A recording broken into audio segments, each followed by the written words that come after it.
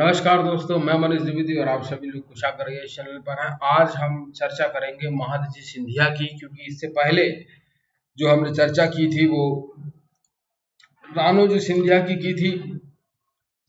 उसके बाद जयप्पा राजे सिंधिया की थी। उसके बाद जो है हमने ये दत्ताजी की सिंधिया की और जनकोजी राव सिंधिया की चर्चा की। और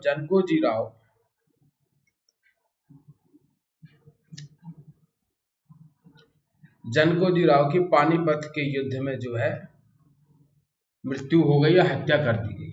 यहां तक की कहानी आपको हम पिछले वीडियो में बता चुके हैं। आज हम कहानी स्टार्ट करेंगे महादजी सिंधिया से। जरा उस पर हम चर्चा करते हैं। स्टार्ट करते हैं महादजी सिंधिया। सबसे पहले हम महादजी सिंधिया का कार्यकाल जान लेते हैं। उनका जो 1761 से 1794 तक जनकू राव जी की हत्या होती है और महादजी सिंधिया की अब एंट्री होती है। महादजी सिंधिया भी पानीपत के तृतीय युद्ध में घायल हो गए थे, जहां पर राणे खां नाम के व्यक्ति ने इनकी घायल अवस्था में इनको बचाया। तो जब महादजी सिंधिया राजा बनते हैं तो राणे खां को जो है एक जागीर प्रदान कर देते हैं। अब आप जरा समझें कि पेशवाओं का, आप समझिए मराठा साम्राज्य में पेशवाओं का दबदबा आता है बाजीराव फर्स्ट से। आपको पिछले वीडियो बता चुके थे। बाजीराव फर्स्ट के बाद जो अगले पेशवा बने थे उनके ही काल में पानीपत का तृतीय युद्ध होता है और आप दशा देखते हैं कि क्या होती है। अहमद शाह अब्दाली क्या करता है, जनको जी राजे को तो मार ही देता। महादजी सिंधिया घायल हो जाते हैं और अब अगले राजा महादजी सिंधिया बनते हैं आपके सामने। अब जरा महादजी सिंधिया पुनः वही मराठा साम्राज्य का उत्कर्ष को बढ़ाने के दृष्टिकोण से विस्तारवादी नीति को अपनाते हैं। इस विस्तारवादी नीति में उनका अंग्रेजों से टकराव होना स्वाभाविक था, जो हुआ भी। अंग्रेजों से क्यों होना था उसके पीछे के हम रीजन समझ लेते हैं। 1757 में बैटल ऑफ प्लासी होता है, प्लासी का युद्ध। 1761 में पानीपत में मराठा शक्ति कमजोर पड़ जाती है और 1764 में बक्सर के युद्ध से पूरे बंगाल पे जो है कब्जा हो जाता है अंग्रेजों का। तो अब अंग्रेज किसी भी शक्ति को उभरने नहीं देना चाह रहे थे।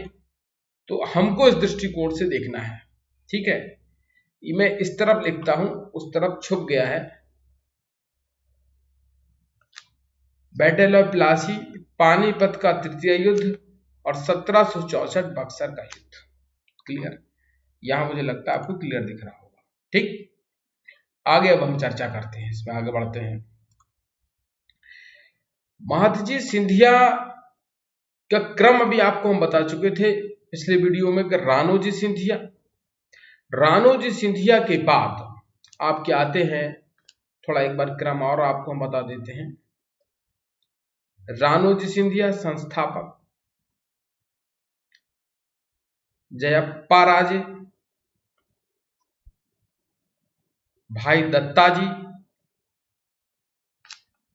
और जनकोजी राव सिंधिया आ चुके हैं, जिनकी हम आपको बता चुके हैं कि हत्या हो गई थी। पिछले ही वीडियो में आपको हमने बता रखा था कि रानोजी सिंधिया की दो शादियां हुई थी। रानोजी सिंधिया की दो शादी हुई थी। उनकी पहली पत्नी का नाम जो था वो, एक का नाम निम्माबाई ज्येष्ठ था, एक का नाम चिमाबाई कनिष्ठ था। तो चिमाबाई कनिष्ठ के पुत्र हैं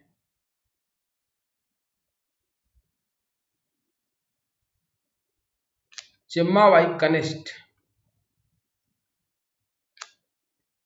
कनिष्ठ के जो है महादजी सिंधिया चौथे नंबर के पुत्र हैं, फोर्थ नंबर के पुत्र हैं।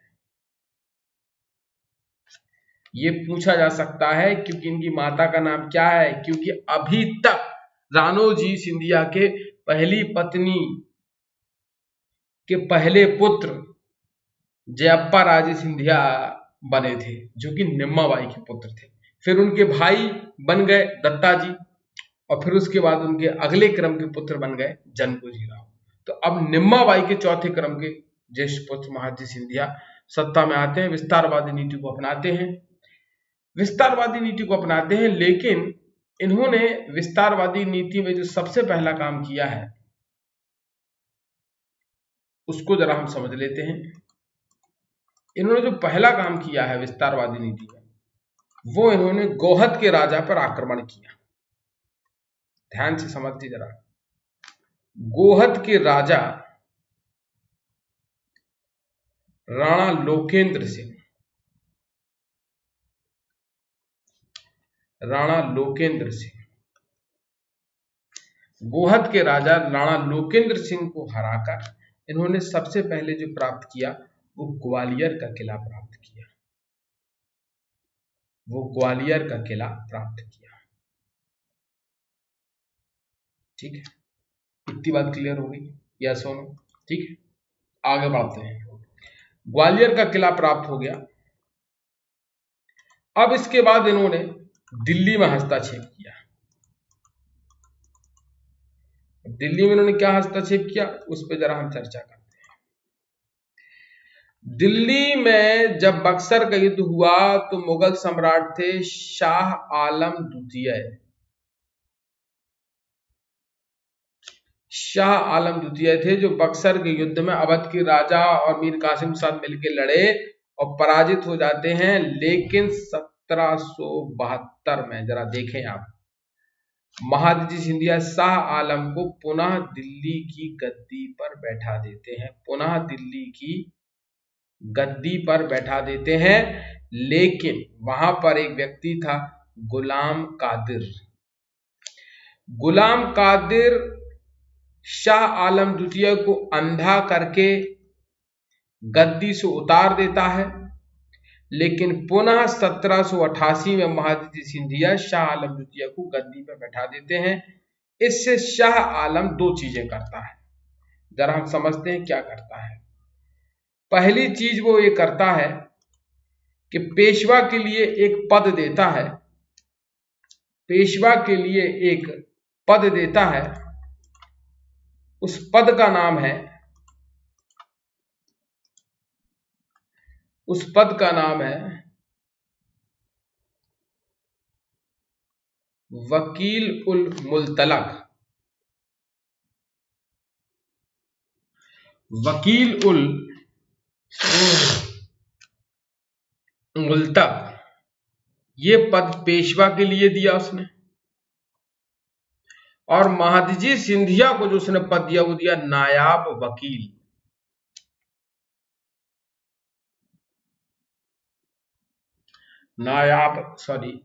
वकील। ठीक है, इसको बड़ा कर लीजिए।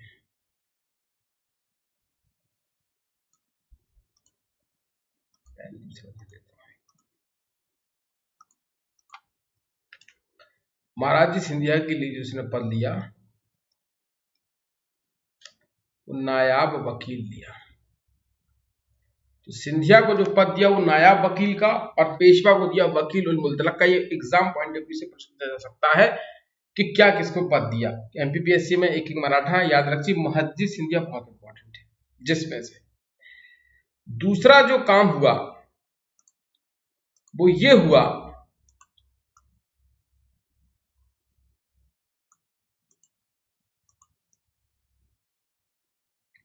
अब दिल्ली में हस्तक्षेप बढ़ गया। बता दिया आपको 1772 में पुनः गद्दी पर उसको बैठाया और 1788 में फिर बैठा दिया। दो पद लेके आ गए। अब अंग्रेजों से इनके संबंध कैसे बने? चूंकि दिल्ली में इन्होंने हस्तक्षेप किया तो निश्चित तौर में है कि अंग्रेजों के मन में कहीं ना कहीं ये बात आई होगी कि अब जो है ये क्या करेंगे। अगला स्टेप अंग्रेजों का इनका इंतजार कर रहे थे। तो अंग्रेजों से इन्होंने रिलेशन कैसे रखे जरा देखते हैं। विस्तारवादी नीति कर रहे थे तो सीधी सीधी बात है अंग्रेजों से टकराव होना था और अंग्रेजों से टकराव की वजह आपको सामने जल्दी ही आ जाएगी। 1775 में और 1782 तक प्रथम आंग्ल मराठा युद्ध।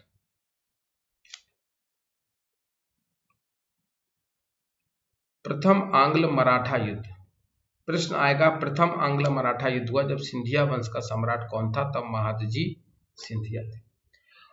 प्रथम आंग्ल मराठा युद्ध की पूरी चर्चा हम अलग से करेंगे, यहां नहीं करेंगे, क्योंकि अपने आप में इसकी कहानी है। 1975 में सूरत की संधि होती है, ठीक है, जो युद्ध को प्रमोट करती है। उसके बाद वो एक अलग कहानी है।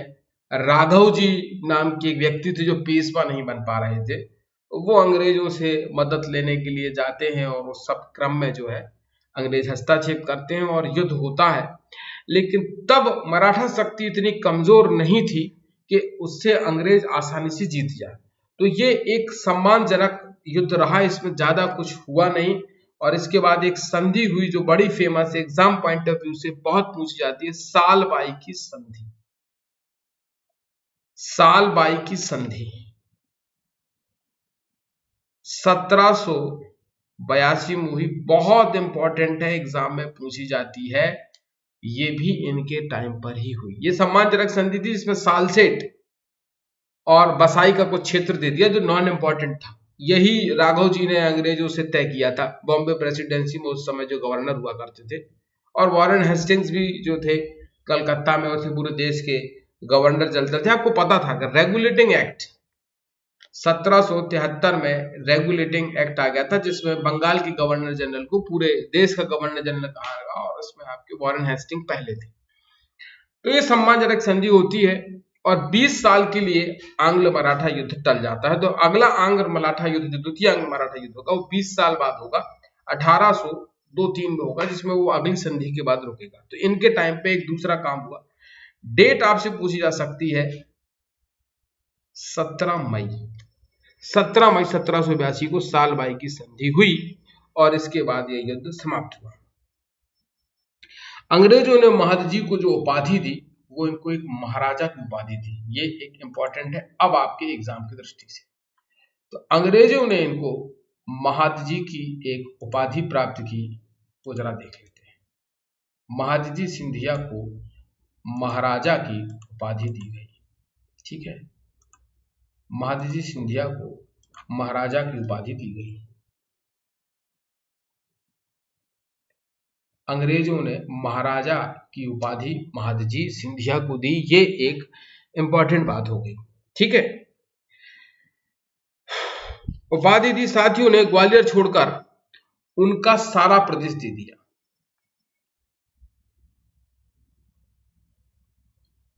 ग्वालियर को छोड़कर महादजी सिंधिया को उनका पूरा का पूरा क्षेत्र दे दिया, सिर्फ ग्वालियर को छोड़कर। ग्वालियर को छोड़कर पूरा का पूरा उनका क्षेत्र उनको वापस कर दिया गया। और बाद में 27 जुलाई को, याद रखें ये तारीख, 27 जुलाई 1783 को ग्वालियर तथा 26 फरवरी 1784, दो डेट बताई है मैंने, एक 27 जुलाई 1783, एक 26 फरवरी, फिर पीछे चला गया, यहां लिख देता हूं, 1784।